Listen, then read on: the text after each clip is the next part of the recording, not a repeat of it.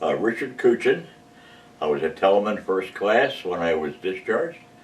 Our division was kind of isolated, was very isolated on the ship.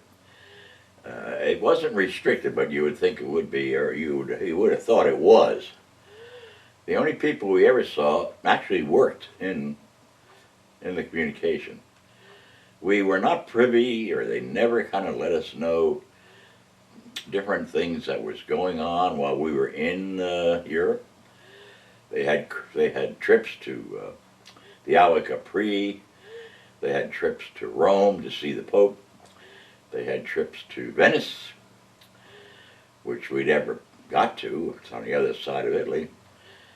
But it was never disseminated to the radio, to communications.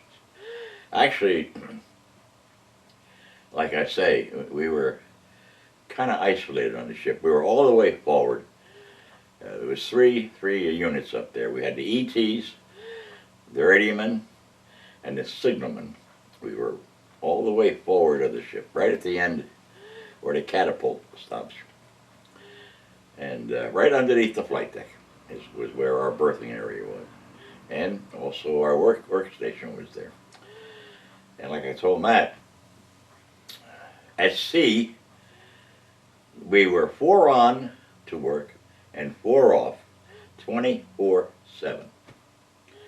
No matter what you were doing at sea, you were 4 on and 4 off.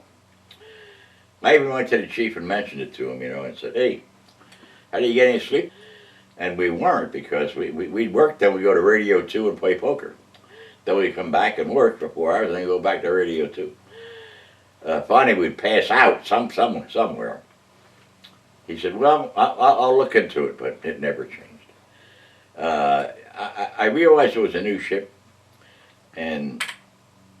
but they did have the Forrestal, which was the Forrestal class.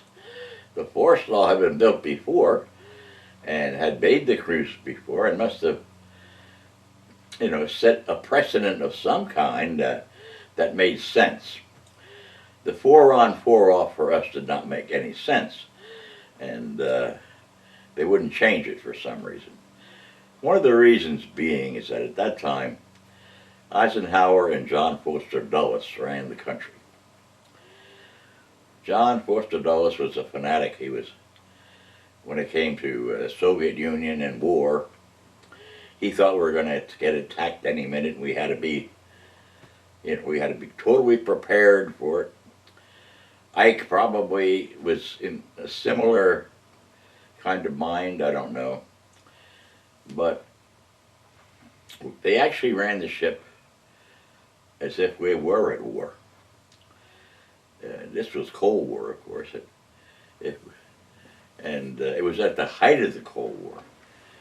And the ship was run very strict, very strict. But that's the way it was back then with those two.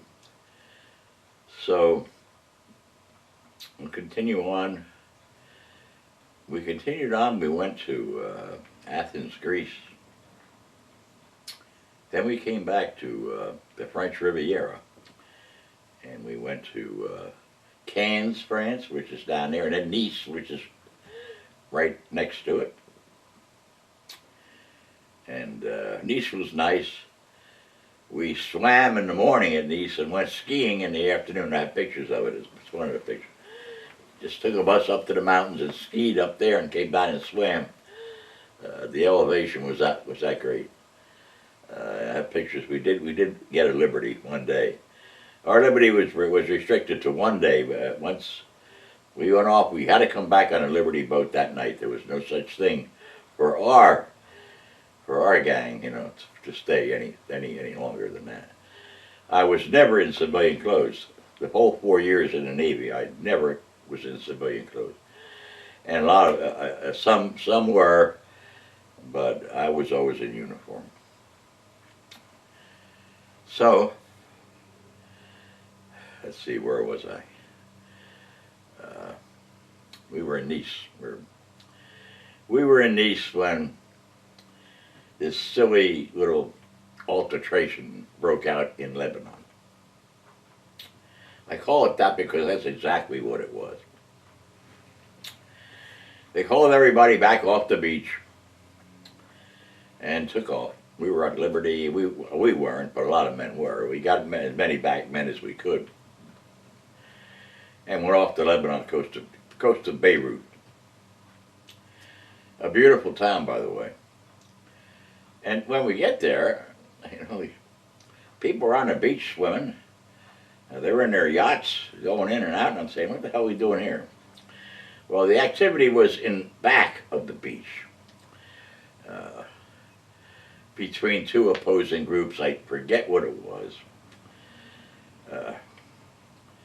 We sent a plane over, or a couple. We lost one plane, believe it or not. Yeah, we lost the crew. We lost the pilot and the plane. In the back of the beach, there was I guess he didn't realize, a good-sized hill back there, and he crashed right into the hill. But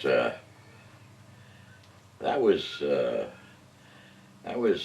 July of '58 now, and we started just circling around and doing nothing.